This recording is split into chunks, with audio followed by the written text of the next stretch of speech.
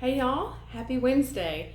So we are going back to not fading, withering, not being exhausted during what would be the most demanding, most stressful. Well, I don't really like to call it stressful because we don't get stressed, right? He carries the load of our burdens.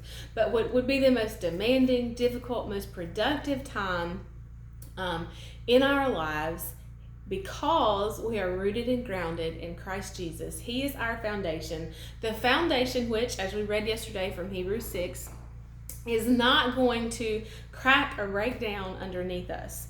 I want to read from Isaiah 40, and we're going to start in verse 29. Part of this is going to sound so familiar because most people know Isaiah 40:31, but just back up a couple of verses, and it's just incredible, and it's so good. So I want to encourage you in those verses and start in Isaiah 40:29.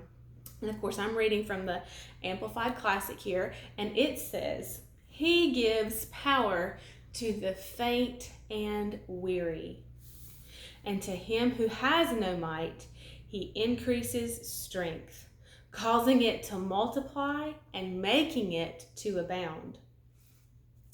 Even youth shall faint and be weary, and selected young men shall feebly stumble and fall exhausted." And that selected young men would be like those chosen for strength, or even those in the military. Those selected young men shall feebly stumble and fall exhausted. But those, I love it when the word has a but in it, because this may be going on, and this may be the typical way things are, and this may be what happens in the natural. But God, to his children, to his beloved people, to those, this is verse 31, but those who wait for the Lord, those who expect, who look for, and who hope in him, shall change and renew their strength and power. They shall lift their wings and mount up close to God as eagles, mount up to the sun. They shall run and not be weary, and they shall walk and not faint or become tired. I love that promise of God. I'm going to read it again. He gives power to the faint and weary. I want you to look at, in light of we are heading into Easter quickly, very quickly. But you know, at the cross, there was an exchange. Everything actually was exchanged. Jesus for us for Jesus. All that he had for all that we had.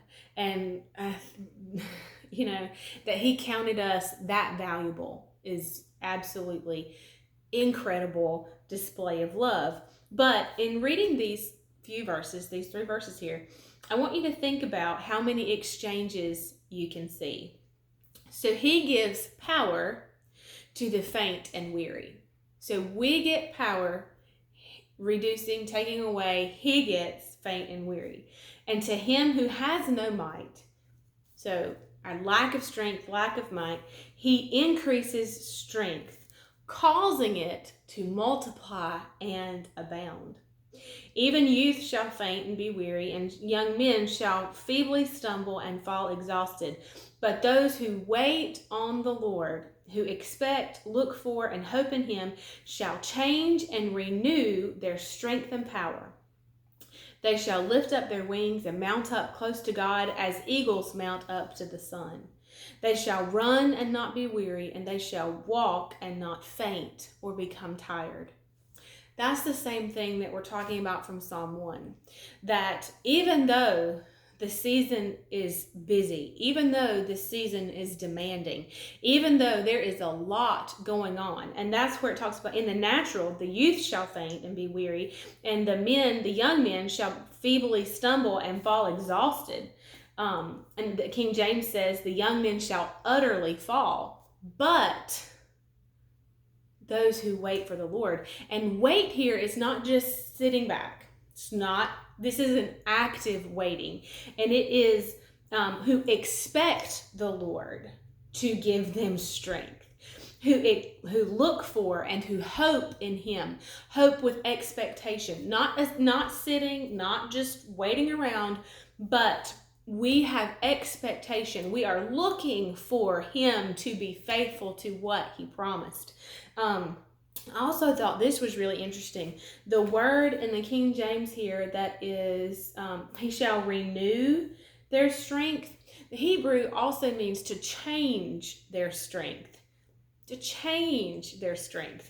Other definitions were change, alter, substitute, renew, or show newness. I see that as part of the exchange. I see that as an exchange.